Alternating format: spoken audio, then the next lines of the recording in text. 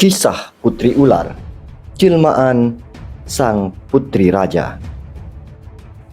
Kisah Putri Ular adalah cerita rakyat yang sangat terkenal. Cerita ini menceritakan sebuah kisah kegagalan seorang putri cantik jelita yang dijadikan permaisuri oleh ayahnya yang merupakan seorang raja. Putri yang tersohor akan kecantikannya akan dilamar oleh seorang raja muda dan tampan. Namun, sang putri mengalami sebuah masalah. Ia dengan tidak sengaja melukai hidungnya ketika sedang mandi.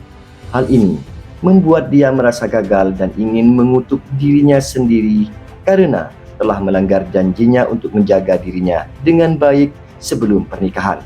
Hal ini membuat sang putri putus asa dan memohon kepada Tuhan agar ia dihukum dan ia menjadi ular karena kegagalannya. Begini ceritanya.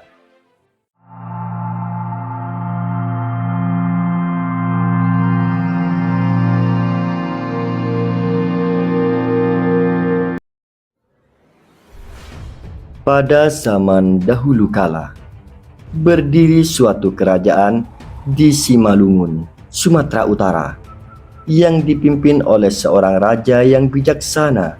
Sang raja memiliki seorang putri yang memiliki kecantikan paripurna, yang sudah diketahui oleh segala penjuru negeri. Hingga suatu hari, seorang raja muda dari sebuah kerajaan yang tidak jauh dari kerajaan sang raja ingin menikahi sang putri yang cantik jelita. Raja muda kemudian mengumpulkan para penasehat kerajaan dan meminta pendapat dari mereka mengenai rencananya untuk melamar sang putri. Para penasehat pun setuju dan keesokan harinya raja muda mengirim rombongan utusannya ke kerajaan sang putri. Mereka disambut dan dijamu dengan baik oleh sang raja.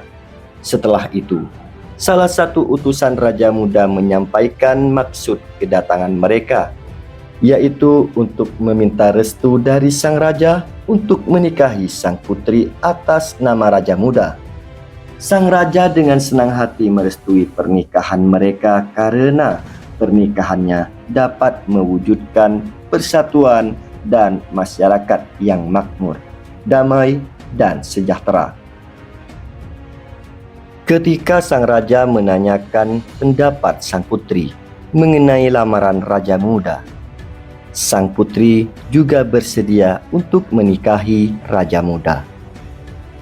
Karena raja muda meminta untuk mengadakan pesta secara besar-besaran, pernikahannya akan diadakan dalam waktu 2 bulan mendatang. Menjelang hari pernikahan tersebut, sang raja berpesan kepada sang putri untuk menjaga dirinya dengan baik agar tidak ada hal yang dapat membatalkan pernikahan mereka terjadi. Sejak itu, setiap pagi sang putri selalu ditemani dayang-dayangnya ketika mandi di kolam yang berada di belakang istana. Suatu hari, sang putri duduk di atas sebuah batu di tepi kolam sambil membayangkan betapa bahagianya dirinya nanti ketika ia duduk di pelaminan bersama raja muda yang gagah dan tampan. Tanpa ia sadari, angin bertiup kencang yang menyebabkan sebuah ranting kering jatuh di ujung hidungnya. Hidung sang putri pun terluka dan tangannya penuh dengan darah. Sang putri memerintahkan dayangnya untuk mengambilkan cermin dan sang putri kaget ketika melihat hidungnya yang semulanya mancung menjadi terlihat konyol.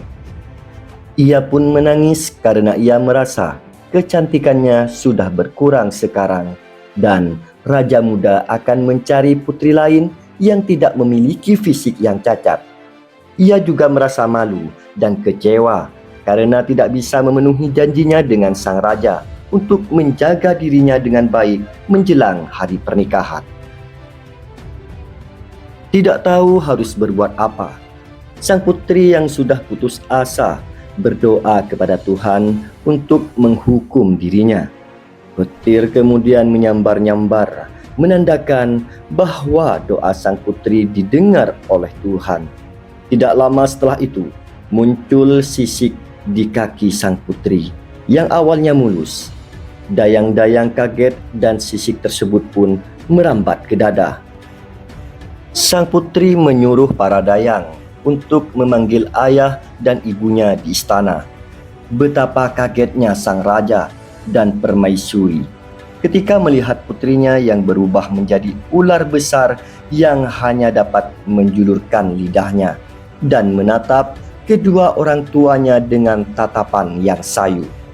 Permaisuri memanggil nama sang putri berkali-kali, namun sang putri tidak dapat berkata apa-apa. Tidak ada yang dapat dilakukan oleh sang raja, permaisuri dan para dayang. Mereka hanya dapat menangis melihat nasib sang putri yang menjelma menjadi seekor ular. Kisah ini diambil dari idwikipedia.org. Asal mula kisah putri ular berasal dari suku Simalungun, yaitu suku dari Sumatera Utara. Kisah tersebut pernah digambarkan dalam sebuah film pendek yang dibuat pada tahun 2019. Film tersebut diputar dalam Festival Rondang Bintang pada tanggal 27 sampai 28 Juli 2019 yang terletak di Sarima Tondang, Kecamatan Sidamani. Sutradara film tersebut mengatakan bahwa tujuan pembuatan film ini adalah untuk meningkatkan kesadaran tentang pelestarian tradisi lokal, khususnya terhadap kaum milenial, karena menurutnya film merupakan media yang cocok untuk generasi tersebut. Terima kasih sudah menyaksikan videonya. Jangan lupa like, komen, dan subscribe.